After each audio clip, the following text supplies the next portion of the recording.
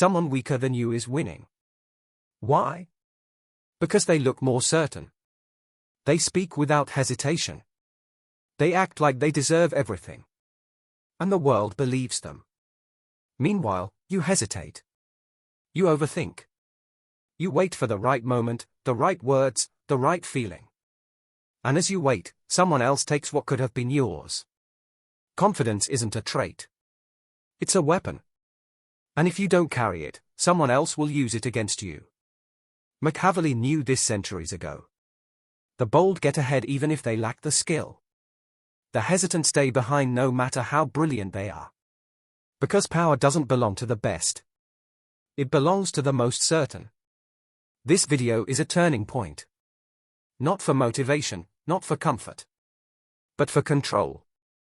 You'll learn how to erase hesitation, speak like a ruler, and move like a man who expects to be obeyed. Watch closely.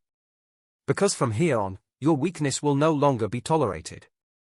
It will be replaced. You weren't born weak. You were made that way.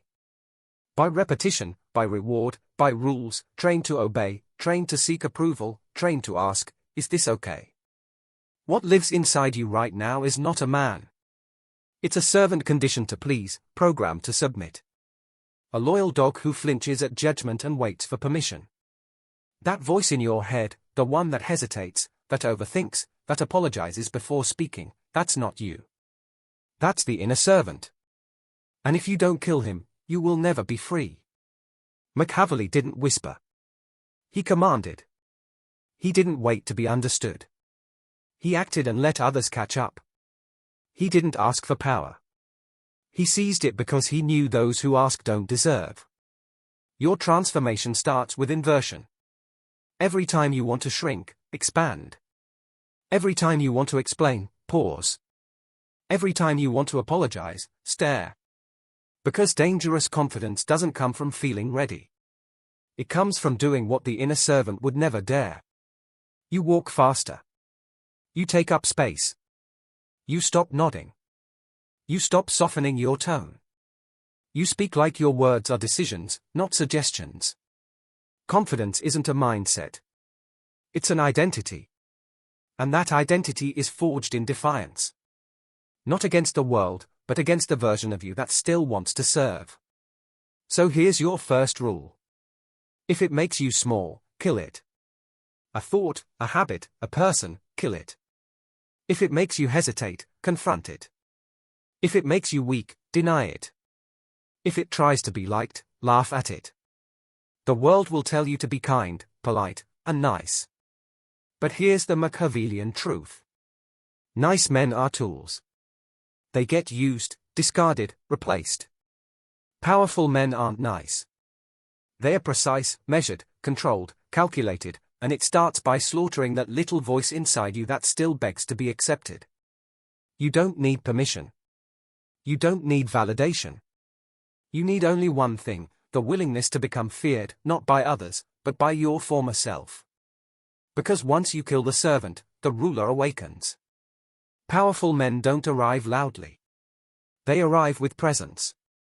Not through their voice, but through their silence, their stillness, their stare. You don't need to be known. You don't need to be liked. You just need the atmosphere to shift the moment you enter. That's how a man moves when he owns the room. Not because he's been told he does, but because he behaves like he always has. Machiavelli understood this in the royal courts. The ones who ruled weren't always the kings. Sometimes it was the man in the corner who barely spoke. But when he did, the entire court leaned in. Silence is control. You think talking makes you dominant. It doesn't. It makes you predictable. The quiet man is the threat because no one knows what he's thinking. When you walk into a room, you don't look for permission. You don't glance around for approval. You observe. You absorb. You let the others rush to prove themselves while you calculate. You move slowly, not because you're uncertain, but because you're in no hurry. Predators don't sprint unless it's time to strike. Until then, they wait, calm, ready. Most people don't even realize how fast they move, how fast they talk, how often they interrupt, because they are trying to impress, because they are still beneath someone else's judgment. But when you walk in like you own the room, you don't speak to impress, you speak to decide. Every sentence carries finality. Every word sounds like a conclusion. People start to listen differently. They don't challenge you. They calibrate themselves to you. And when others speak, you wait. You let them go first. You let them reveal their hunger, their insecurity, their weakness. Because the one who talks first usually gives away what they fear. And once you know that, you can bend them at will. You don't chase energy. You create gravity. Because confidence at this level is not about being liked. It's about making others question their own position just by standing near you. So you carry yourself like you've already won. Not arrogantly, but like someone who doesn't compete because he's already chosen himself. If they respect you, good. If they don't, better. Because indifference to approval is the final form of power. And if the room wasn't yours when you entered, by the time you leave, they'll remember it like it was. Not because you demanded it, but because you didn't have to. Words are not just sounds. They are weapons. And most men speak as if they are asking for permission to exist. You can spot them instantly. The rising tone at the end of every sentence. The nervous laughter. The endless I think maybe. I'm not sure. But they speak as if they are apologizing for taking up space. That is not speech. That is self-sabotage. Machiavelli knew the truth. Power is not always in what you say, but how you say it. And when you speak like you cannot be denied, people don't analyze your words.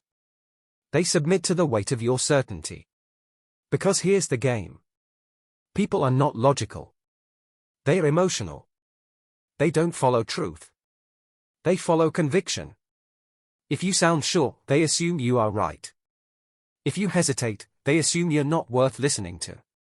So, what does a Machiavellian voice sound like?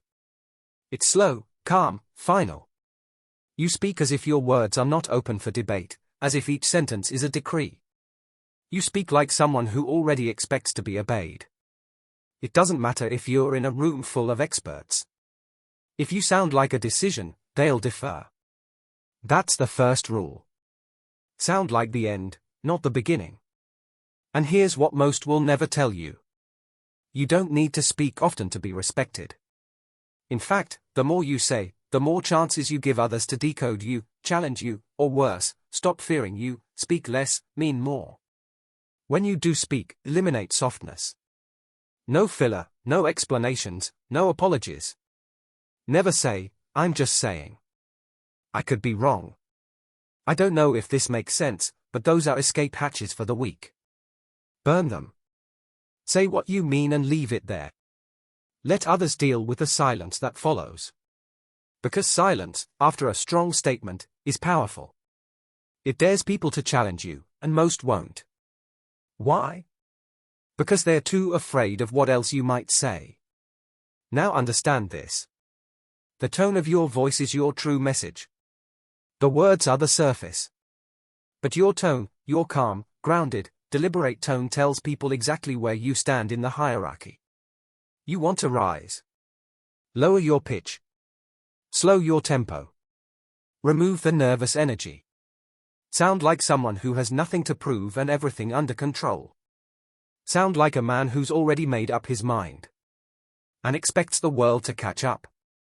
You don't win conversations by being louder. You win them by speaking in a way that makes people feel your words aren't suggestions. They are facts. This is how rulers speak, how generals speak, how kings in exile speak before they take their thrones back. And if someone challenges you, never defend, redirect. Don't argue. Don't explain. Don't justify. Just say, I disagree. Or better, that's incorrect. And then move on. Because when you refuse to debate, you signal something terrifying. That your reality is not up for negotiation. That's how you control a room without ever raising your voice. Because confidence isn't volume. It's gravity. It's the invisible weight behind your words. The assumption that when you speak, others should listen. When you speak, the room should feel it. Not through noise, not through arrogance, but through unshakable certainty. You're not trying to be right. You're speaking like someone who can't be wrong. You're not trying to be heard. You're speaking like someone who doesn't care if you agree because you will eventually. That's power. And from this point forward, it's how you speak or you stay silent. Confidence without control is decoration. You can walk tall, speak well, move with authority. But if someone can still trigger you with a sentence, you are not powerful. You are exposed. This is where most men fail. They master presence. They master speech. But their emotions still belong to everyone else. A whisper of disrespect and they react. A compliment and they soften. A silence and they spiral. You are not free until you master the invisible war, the one inside your own mind. And that begins by rewiring your identity. Machiavelli understood this in the courts of power. He didn't fear enemies. He feared dependency, emotional or otherwise. He didn't trust affection. He trusted control. Because once people know what moves you, they know where to press. And once they know where to press, you're not dangerous anymore. You're manageable. And manageable men are discarded the moment they lose usefulness. So, here's the transformation. You stop being the man who reacts, and you become the man who calculates. Someone insults you. You don't explain. You observe. You extract data. What are they trying to get from you? What are they hiding behind the insult? Someone praises you. You don't melt. You analyze. Why are they complimenting you now? What do they want? Someone ignores you. You don't panic. You become even colder. Silence becomes your weapon, not your wound. This is what it means to become psychologically unreachable. Not emotionless, but unshakable. You feel everything, but you act on nothing unless it serves your outcome. When someone tests you, you don't lash out. You show no visible discomfort. Why? Because your mind is not a public space. It is a fortress. And you decide who enters. That's how you stop being manipulated. Most men are so easy to control, it's laughable. Tell them they're not good enough, they'll over-explain. Tell them they're amazing, they'll chase you. Pull away from them emotionally, and they'll beg to reconnect. This is not power. This is programming. And until you break the code, you will always be someone else's tool. So, how do you rewire? You kill the need to be understood. That's the root virus. The desire to explain yourself, to be seen, to be validated. It's what makes you controllable. Burn it. You don't exist to be understood. You exist to move the world around you strategically, surgically, silently. You kill the fear of rejection. Because the Machiavellian mind doesn't chase acceptance. It controls access. You don't want to be invited in. You want people to wonder what happens when they are no longer allowed near you. And you kill the habit of reacting emotionally. Emotions are real, but irrelevant unless weaponized. You're angry. Use it as fuel. You're insulted. Use it as leverage. You're doubted. Use it as silence. And let results speak later. This is how powerful men are built. They don't become robotic. They become undeniable. Because once no one can move you emotionally, they can only watch you move with precision and fear what you'll do next. Let others chase peace and understanding. You chase clarity and control because the world doesn't care how you feel. It only responds to what you project. Certainty, direction, gravity. And when your identity becomes unshakable, you become dangerous. Not because you're violent, not because you're loud, but because you're unreachable. The people around you will try. They'll test you. They'll praise you. They'll ignore you. They'll tempt you. But nothing works. You stay the same. Cold, calm, calculated. And in time they stop trying to manipulate you because they realize something terrifying. You are the one person they cannot move. This is the final transformation. Not posture, not speech, not appearance, but identity. You are no longer shaped by others. You shape the room. You shape the rules. You shape the outcome. You don't need to be understood. You don't need to be accepted. You don't need anything from anyone because now you belong to no one. And that is what makes you untouchable. Rejection feels like a wound to the weak. To the powerful, it's a signal, a gift, a message from the world saying you were too available, too obvious, too desperate. Good. Now you know what needs to be destroyed. Understand this. Rejection is not personal. It's positional. People reject what they believe they can survive without.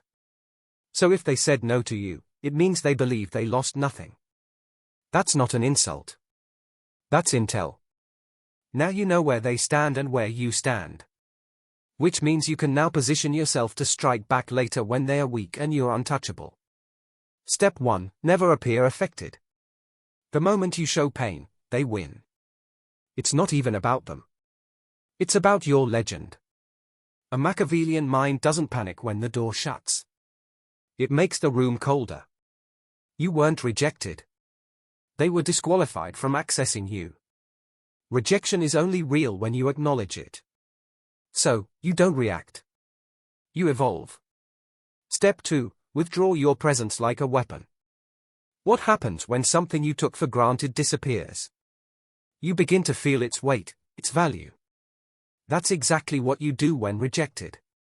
Vanish. No explanations, no emotional farewells, just a strategic absence. And while they feel the void, you build. Machiavelli said, men should be either treated generously or destroyed because they take revenge for slight injuries, but not for ones too severe. So don't hurt them. Make them irrelevant. Make your silence louder than your words. Make them wonder where you went, how far you've gone, and if they ever had access to you at all. Step 3. Reframe the narrative. Rejection only has power if it looks like you were chasing something. So rewrite the story, not for them, but for yourself. You weren't rejected. You selected yourself out of a game too small for you. You allowed them to say no because you were observing their behavior. You gave them one opportunity to prove they had the discernment to recognize power. They failed. And in that failure, they told you everything you needed to know. Now you vanish and upgrade. Step 4. Convert rejection into control. Here's where you win. Rejection is clarity. Most people live in confusion, not knowing who respects them, who uses them, who fears them. But rejection cuts through that fog like a blade. Now you know who's blind. Now you know where your power has no impact yet. So what do? You refine your edge. You sharpen your image. You amplify your value so loudly that the people who once ignored you now have to explain themselves when they speak your name. And the next time they come back, they will. You don't even need to reject them. You've already evolved beyond their reach. That's control. Silent, permanent, elegant. Step 5. Weaponize your comeback. The goal is never revenge. Revenge is emotional. Machiavellian power is always calculated. So you don't try to get back at anyone. You let time handle that for you. You reappear only when your presence creates discomfort. When your success is so visible, they can't avoid it. When the person who rejected you is now watching you dominate the very space they thought you didn't belong in, you say nothing. You offer no spite, no sarcasm, no ego. You offer a simple glance, or better, no glance at all. Because now you're not trying to be accepted. You're setting the standard. Final word. Rejection is not defeat. It's the test, the filter, the fire that shows you what needs to be cold, what needs to be cut, and who needs to be left behind. So remember this, you weren't rejected. You were redirected toward a version of yourself that doesn't ask twice, doesn't flinch, and doesn't wait to be chosen. Now go build in silence and return as a force they can't reject even if they want to. You've been reshaped, not inspired, not motivated. Rebuilt from the inside out. You killed self-doubt. Not with affirmations, but with action. You didn't wait to feel ready. You moved. You acted. And you learned that power doesn't belong to the perfect. It belongs to the bold. You took rejection and turned it into fuel. No more chasing approval. Now you let people feel the cost of losing you. You became scarce, strategic, silent, and they noticed. You stopped entering rooms to be accepted. Now you own them through presence, posture, and precision. You no longer speak to be heard. You speak as if no one can afford to disagree. And above all, you rewired your identity. You're no longer predictable. You're no longer easily moved. You've become unreachable, emotionally untouchable. They can't provoke you. They can't tempt you. They can't shake you because you belong to no one now. And that makes you unforgettable. That's what creates a legend. Not noise, not fame, powerful silence, cold clarity, ruthless consistency. You don't need to announce your transformation. They'll feel it in your walk, in your tone, in your absence. You've become the man people observe quietly. The one who used to chase, now being chased. The one who used to ask, now deciding. The one who no longer needs approval because he became the standard. So no, this wasn't just about confidence. This was about dominance, mental, emotional, psychological. You are not here to fit in. You are here to move the pieces, to bend the room, to haunt their memory, even in silence. Because legends don't beg, they don't explain. They exist and the world reshapes around them. Final command. Like this video if you're done chasing. Subscribe if you're ready to become the kind of man they can't control, can't predict, and can never forget. Because this isn't self-help. This is war. And you just became a weapon.